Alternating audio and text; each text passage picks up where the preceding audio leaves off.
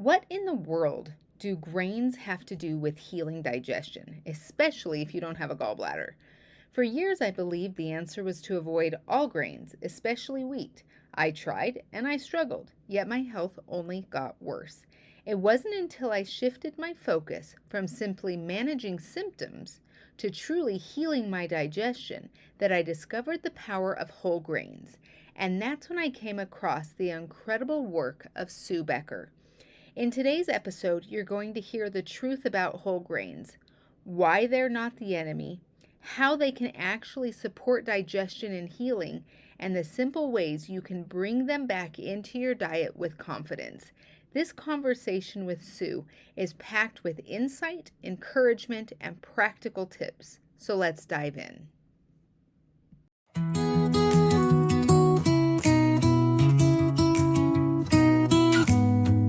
Gallbladder gone. Now what? Let's heal from the inside out. Welcome to Gallbladder Gone? Now what? The podcast for Christian women navigating life after gallbladder removal.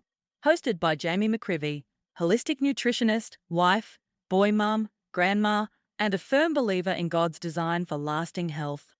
Did you know that over 1.2 million Americans have their gallbladders removed every year, and that the majority of them are women?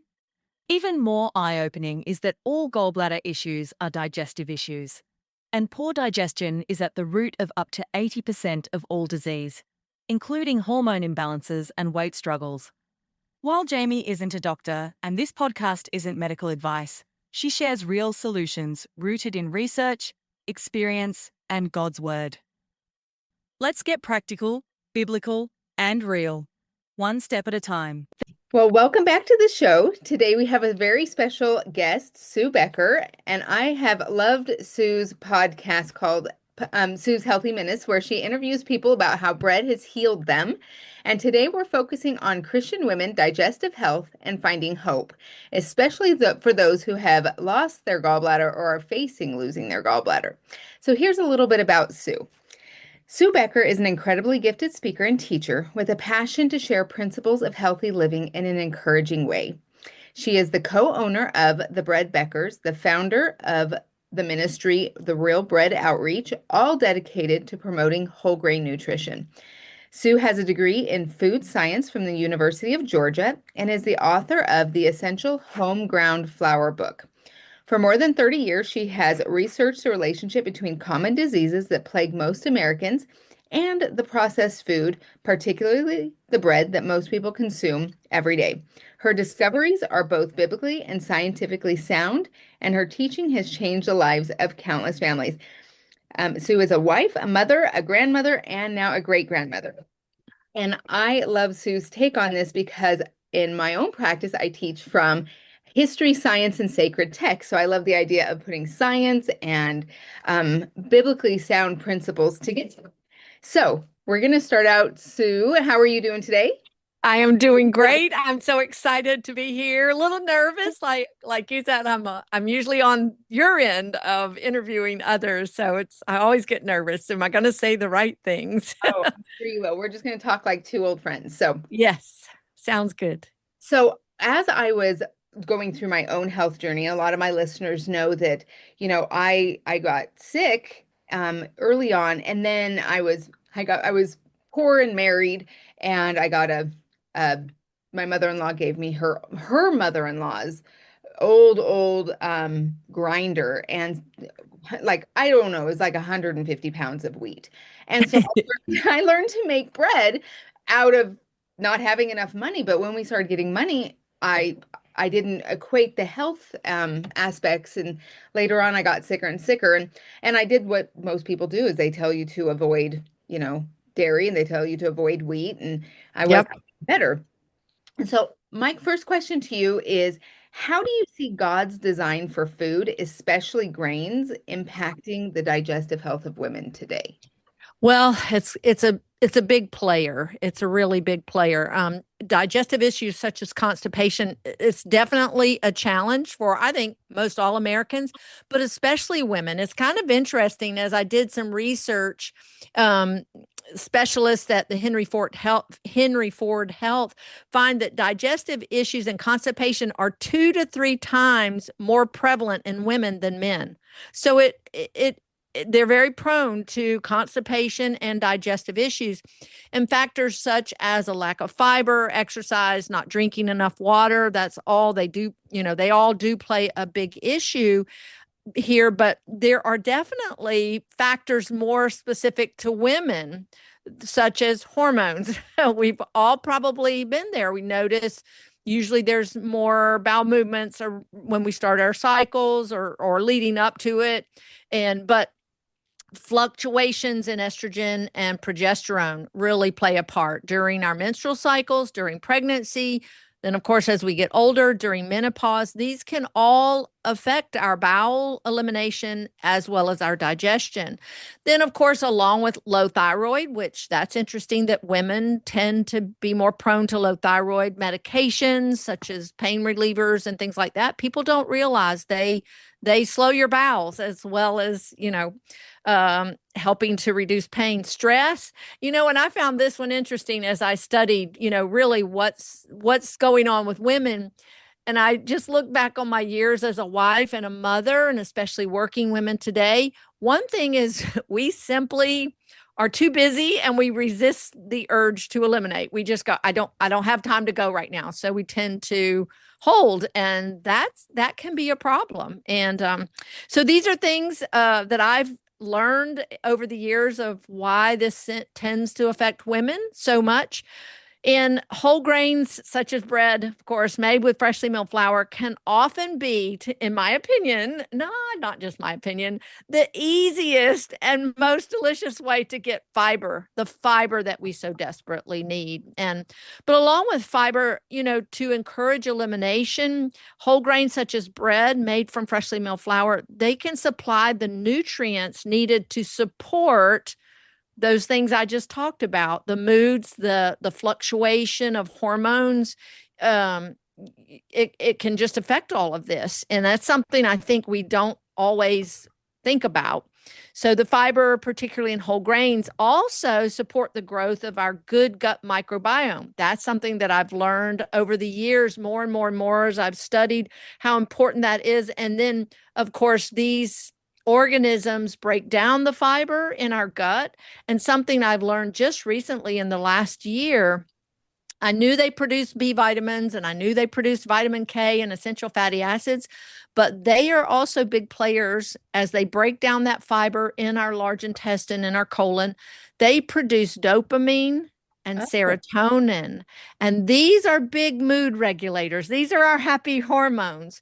And so that can really play a bigger role than I think we've ever talked about. We hear of these organisms, but most people don't realize that relationship that they play to our health. So anyway, these are big factors, and these organisms, they depend on the fiber found in, say, our whole grains.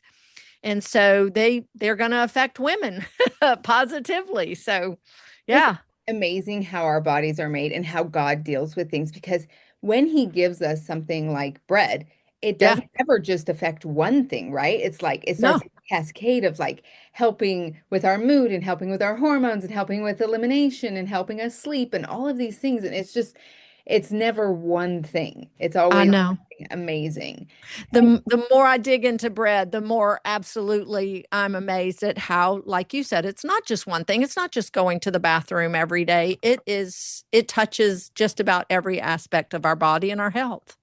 Yeah, and I teach over at the college, and this week was about carbohydrates, and I started teaching about wheat because I just totally love it. And we just have this and fiber that's involved. And people think fiber, they think bowel movements. And it's like, yes, but also it takes out and it mops metabolic waste, it gets Yep. used hormones out. It does all of these things. So I made some homemade bread and brought it to class, and they were like, "Oh my gosh, it tastes so This is different." yes. It's That's what it's a completely different beast. yes. I love the way you say that. And it's a delicious way to get fiber and nutrients into your body. So, yeah. Absolutely. And in the scriptures, bread is kind of this reoccurring theme. And I Yes. love how you've pointed out in the past that Jesus refers to himself really as two things, which is bread and living water. And that to me means it's significant. And so, how has studying bread deepened your understanding of God's provision and design for our health? Wow. Even today, in my reading of Hebrews, I read through the Bible every year, and I was in Hebrews, and it was describing the tabernacle and the holy place, and then the most holy place. But in the holy place was the bread Hmm. and the lampstand, the light and the bread, which Jesus said, I am the light and I am the bread. And those are the first of, I call it the seven I ams of Jesus found in the book of John. But of course, one of my favorite scriptures, I can't ever say my favorite, but one of them that I refer to a lot is John 6:35. Jesus compares himself to bread. He states, I am the real bread of life. He who comes to me shall be satisfied. Grains are a major part of the biblical culture. Several of the feasts are, centered around the harvest, the barley harvest, the wheat harvest, it's a major part of the biblical culture. And grains, particularly wheat or also wheat, they're so nutrient dense and full of fiber, making them both filling and Hmm. nutritionally satisfying. Jesus knew what he was comparing himself to. And I think people, maybe we don't realize, we have heard fiber fills you up, it's slower to digest. So it's that, long, that satiation that we get, and you just can't overeat. But another thing is so much of the food that we eat is so nutritionally deficient that we crave food. Hmm. Why do you crave food? You're craving food because you're not full and satisfied because there's no fiber there, but also nutrients are lacking. So your body needs it. And so it's craving it. So that really magnified, that thought to me when Jesus said, he who comes to me shall be satisfied. We will be full and will be nutritionally satisfied because all the nutrients are there. And he knew it was all there in the bread. The real bread made from freshly milled whole grains, even wheat, is life sustaining and health giving. And that's just powerful to me. It is incredibly powerful. And I love how you're talking about real bread because as I was teaching my students, is what they usually do is they take out all these nutrients and then they just add five back and they add them in disproportionate amounts. Yes. I just recently, so when I was realizing like I was trying to figure out my digestive issues and I could have my homemade bread, but I couldn't have it from the store and what's going on. And I would get stomach aches sometimes and I wouldn't get sometimes. But really what it came down to for me is when they're putting in that synthetic folate, so the folic acid, Oh, yeah.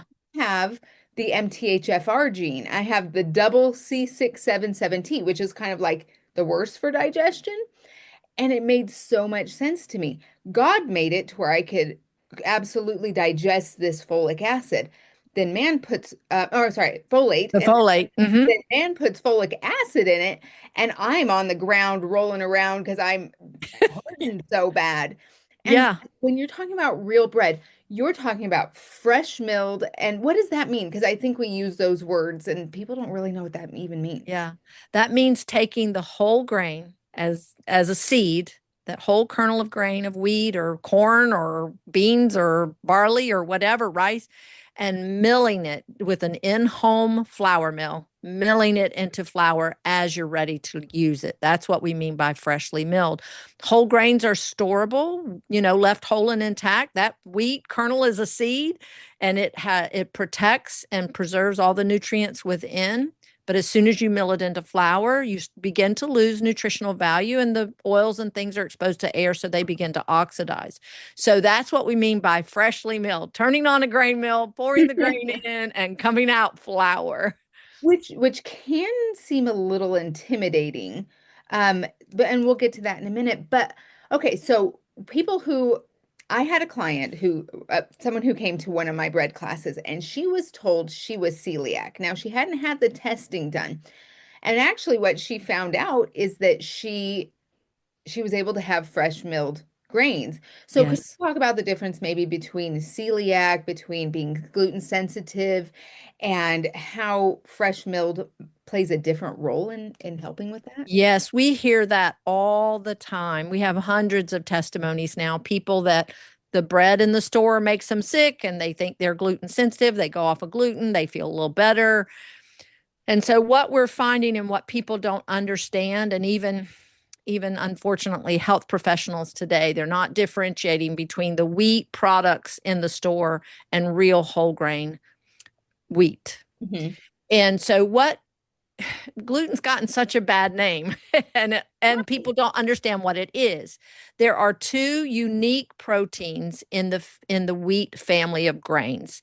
Those two proteins, gliadin and glutenin, they've always been there. They've been there since the beginning of time. God put them there. They're Okay. very unique to the wheat family and they're very important to bread making. And that's why they're there.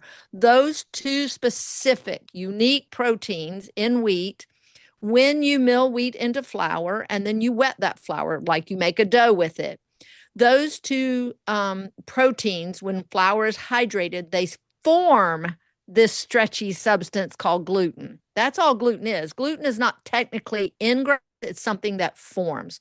So, this stretchy strands of protein form. Why are they important?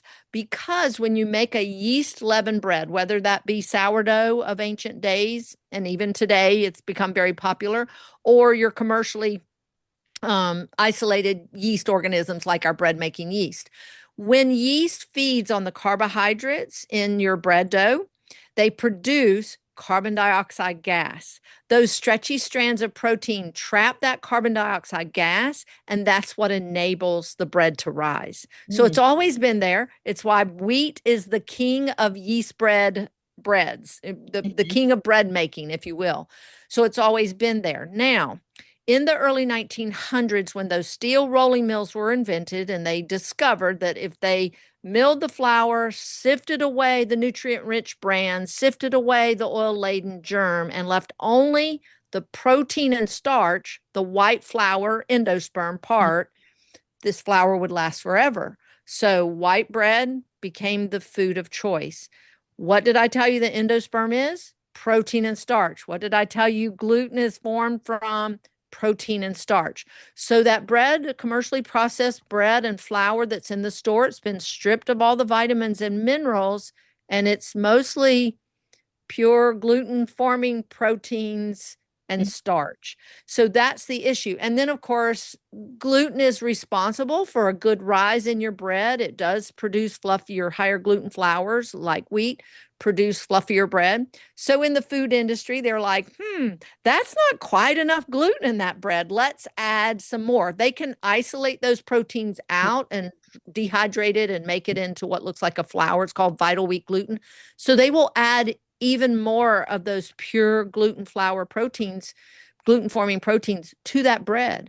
So, even in your whole grain breads, the 100% whole grain, you look, read the label, they are adding pure gluten flour more to that bread dough to get this fluffier, lighter, softer loaf of bread. So therein lies the problem. We are eating these gluten forming proteins, gluten, if you want to call it that, out of context, much more abundant than God intended us, and without the vitamins, the minerals, the fiber to help our digestion and keep things moving along. So that's what's happening. And now, white flour is with no fiber, it's constipating, and that's what's causing the bloating, the stomach issues, the bowel issues, the poor digestion. Not to mention the fact, and I may be getting a little long-winded here, but this is important to understand. Proteins digested in the stomach, and they Mhm. need an acid environment to be digested. Stomach produces that acid. We're fearfully and wonderfully made. God knew what it needed. And what is a huge medicine that Americans are taking today are antacids. Yeah. It's lowering that pH of the stomach. So therein lies another problem, of poor protein digestion.